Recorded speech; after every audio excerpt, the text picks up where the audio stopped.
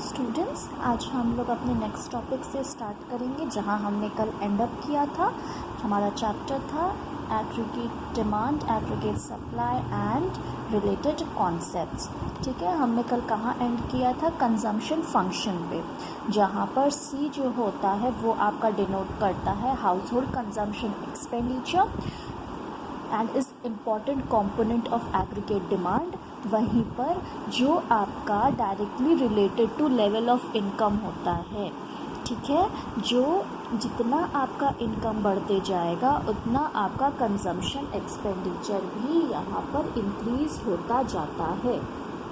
Next we move on to functional relationship between C and Y which is called as consumption function। ठीक है, जो भी functional relationship आपका C and Y के बीच establish होगा that will be called your consumption functions. Observations इसके देख लेते हैं कंजम्पशन फंक्शन के। ऑब्जर्वेशन क्या है कि जब भी इनकम भले ही ज़ीरो हो, C is present at minimum level called as autonomous consumption and it leads to negative saving। क्या होता है कि आपका ज़ीरो लेवल ऑफ इनकम है, लेकिन वहाँ पर भी आप कुछ ना कुछ कंज्यूम तो करेंगे, और वो कंजम्पशन के लिए आप कहाँ से पैसे लाएंगे? आप बोरोइंग करेंगे, जो कि आपका एक नेगेटिव सेविंग दिखाता है। ठीक है, consumption is positively related to income, rise in Y causes rise in C। ठीक है, जो कंजम्पशन आपका होता है वो हमेशा पॉजिटिवली रिलेटेड आपके होता है आपके इनकम से। जैसे जैसे आपकी इनकम बढ़ती जाएगी वैसे वैसे आपका जो कंजम्पशन एक्सपेंडिचर है वो भी इंक्रीज करता जाएगा। Next we move on to the next point, जहाँ पर एक स्टेज ऐसा आता है कि सी जो आपका वाई है, इनकम है, उसमें इंक्रीज़ होता जाता है, सी भी साथ में इंक्रीज़ हो रहा था, लेकिन एक लेवल आएगा जो सी है वो लैग बिहाइंड, मतलब पीछे रह जाता है with the rate of increase in Y, क्योंकि यहाँ पर जो आपके कंज्यूमर हैं वो सेविंग और इन्वेस्टमेंट स्टार्ट कर देते हैं। ये आप लोग इस कंजम्पशन फंक्शन से ज़्यादा इजीली समझ में आएगा। यहाँ आप देख रहे हैं कि इनकम बढ़ते जा रहा है, कंजम्पशन भी बढ़ते जा रहा है। जब ज़ीरो पे आपका इनकम था तो वहाँ पे भी कंजम्पशन हमने 20 किया, 50 हमारी इनकम थी, हमने कंजम्पशन 60 किया। नेक्स्ट अगर हम देखें 100 हमारी इनकम है, लेकिन कंजम्पशन जो है इनकम के बराबर पहुंच गई है। उसके बाद हम देखते हैं कि इनकम हमारी 150 है और कंजम्पशन हमारा 140 पे रह गया। ये कौन सा स्टेज होता है? जहां पर कंजम्पशन जो है वो आपके इनकम से कम रह गया। यहाँ पर जो है हमारा सेविंग स्टार्ट हो जाता है, इन्वेस्टमेंट स्टार्ट हो जाता है। ऑब्जर्वेशंस देखिए यहाँ पे मेंशन्ड है कि at minimum level of Y that is equals to 0, C जो है आपका 20 है, C rises with rise in Y and rate of interest in Y is more than rate of increase in C. ठीक है, जो आपका रेट वाई का है उसमें इंक्रीज ज़्यादा है अगर आप कंपेयर करें कंजम्पशन एक्सपेंडिचर के इंक्रीज से। ठीक है, ये इसका एक डायग्रामेटिक इलस्ट्रेशन है, जहां आप देख रहे हैं ये आपकी लाइन दिखा रही है इनकम, ये आपकी लाइन जो है वो दिखा रही है कंजम्पशन। ठीक है, कंजम्पशन हमारा यहाँ से क्यों नहीं स्टार्ट हुआ, ज़ीरो से क्यों नहीं स्टार्ट हुआ, वो यहाँ से क्यों स्टार्ट हुआ कि भले ही हमारी इनकम ज़ीरो थी, हमें कंजम्पशन उस टाइम भी हमने किया, हमने एक्सपेंडिचर तब भी किया, इसलिए यहाँ से वो लाइन स्टार्ट हो रही है। यहाँ पे आप देख रहे हैं क्या हो रहा है कि जो आपका इनकम है, ये इनकम लाइन है आपकी, इस इनकम लाइन के ऊपर आपका कंजम्पशन लाइन चल रहा है ना। कंजम्पशन आपका इनकम से ज़्यादा है। फिर एक लेवल ऐसा आएगा जहाँ पर क्या हो रहा है, आपका जो इनकम है वो आपके कंजम्पशन के बराबर हो जा रहा है, और जैसे जैसे आप आगे बढ़ रहे हैं वहाँ आप देख रहे हैं कि इनकम आपकी बढ़ती जा रही है और कंजम्पशन आपका पीछे रह गया, इनकम से कम हो गया आपका consumption. So this is all your consumption function, जहाँ पर y पहले c से कम होता है, फिर उसके इक्वल जाता है, फिर y जो है वो c से ज़्यादा हो जाता है। ठीक है, वहीं आप देखें, इसका मैंने ऑब्जर्वेशन मेंशन किया है यहाँ पे। 45 degree from the origin shows equality between consumption and income.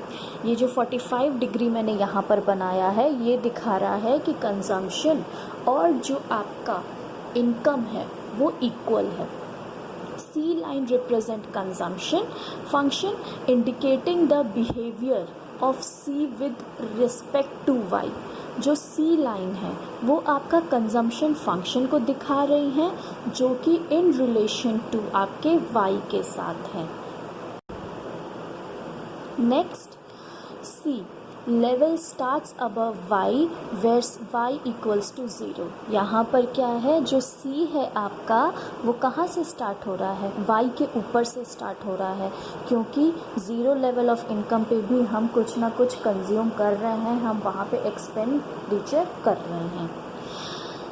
C line moves upward means positively sloped.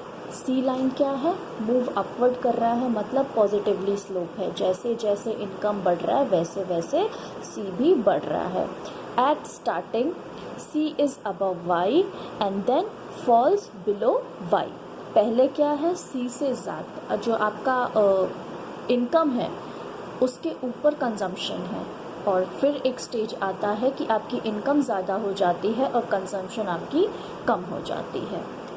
Next we move on to slope of C line, that is consumption function. यहाँ पे अब हम नया concept एक start करेंगे जब हम slope of C line पढ़ते हैं। Marginal propensity to consume, that is your MPC। ठीक है, what is MPC?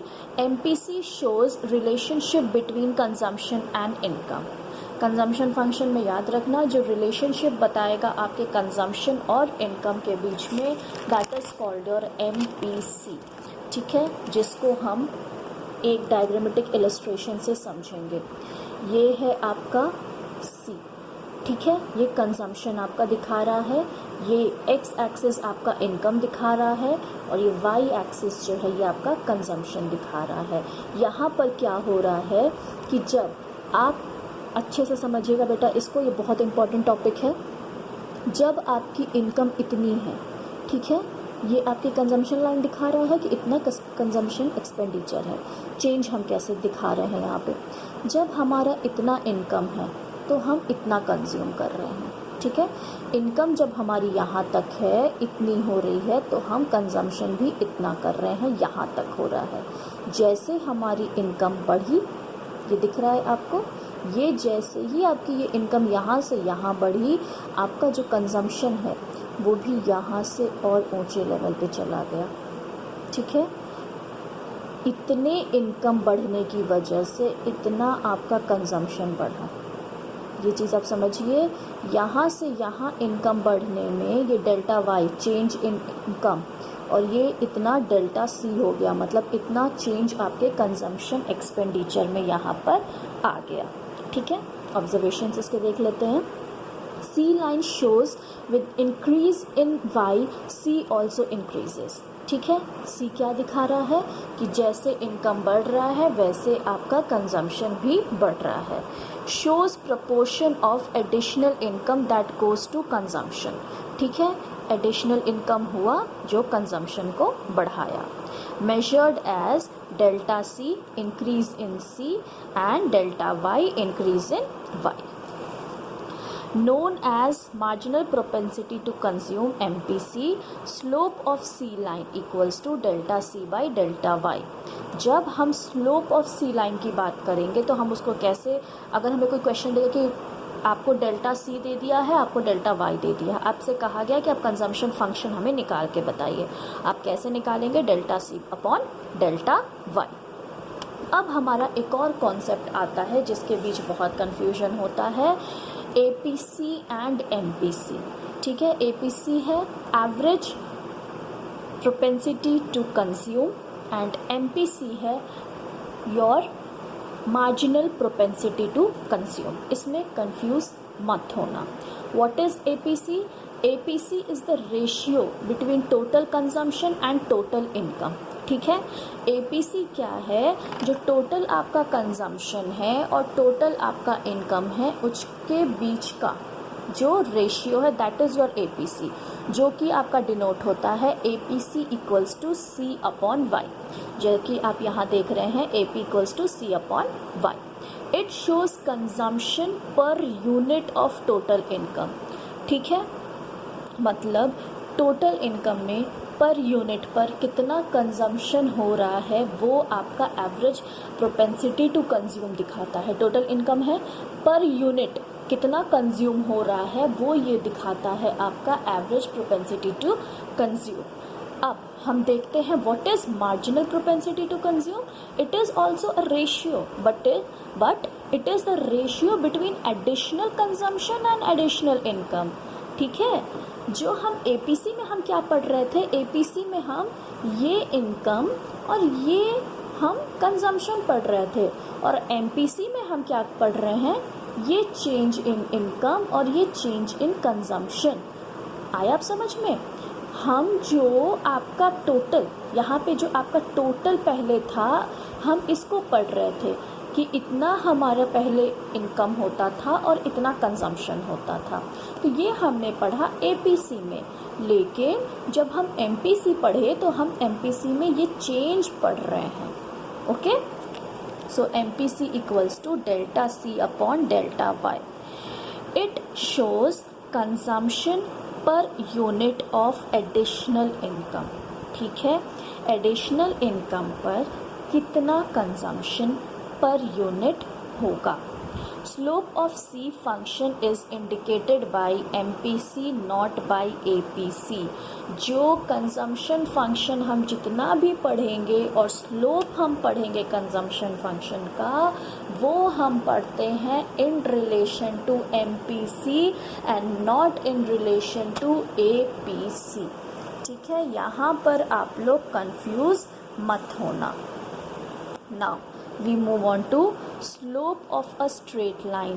C function is constant so that MPC is constant. जो slope है, straight line है consumption function का, वो एक constant rate पे रहता है, जिसकी वजह से MPC भी constant रहता है।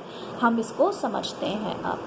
The slope of C function indicates that MPC is constant at all levels of income। ठीक है, क्योंकि जो कंजम्पशन फंक्शन है वो भी एक कांस्टेंट रेट पे है, इसीलिए जो हमारा MPC है वो भी एक कांस्टेंट रेट पर वहाँ रहता है। Such C function is called as linear consumption function. ऐसे फंक्शन को हम कहते हैं linear consumption function. Algebraic presentation अगर हम देखें C फंक्शन का तो कैसा होगा, C equals to C bar plus BY, जहाँ पर C डैश जो है, C बार जो है, that is minimum level of consumption when Y equals to 0, B equals to rate at which C increases in response to increase in Y, जहाँ पर MPC आपका delta C by delta Y हो जाता है। ठीक है, एक हम यहाँ पे न्यूमेरिकल उठा के देखते हैं। Find C when C bar equals to 200, MPC equals to 0.5 and Y equals to 1000। ठीक है, अब यहाँ पर हम B की वैल्यू क्या पुट करेंगे, MPC। क्यों? क्योंकि B जो होता है वो होता है delta upon delta Y, delta C upon delta Y, और delta C upon delta Y क्या होता है, MPC ही होता है। तो हम सब्स्टिट्यूटिंग द वैल्यू हमने देखा C equals to C bar plus MPC Y। यहाँ पर B होना चाहिए, B हमें नहीं दिया है, B की जगह हमें क्या दिया है, MPC। कैसे MPC दिया है, क्योंकि B जो होता है वो delta C upon delta Y होता है, जिसको हम MPC भी कहते हैं। तो यहाँ पे हमने C बार प्लस MPC की वैल्यू पुट की, तो हमारा आया C बार हमें दिया है 200 प्लस 0.5 इंटू 1000, 200 प्लस 500 हमारा यहाँ पे आ गया 700। सो कंजम्पशन फंक्शन जो हमने यहाँ पर डिराइव किया, जो C हमने यहाँ पे डिराइव किया, वो आया 700।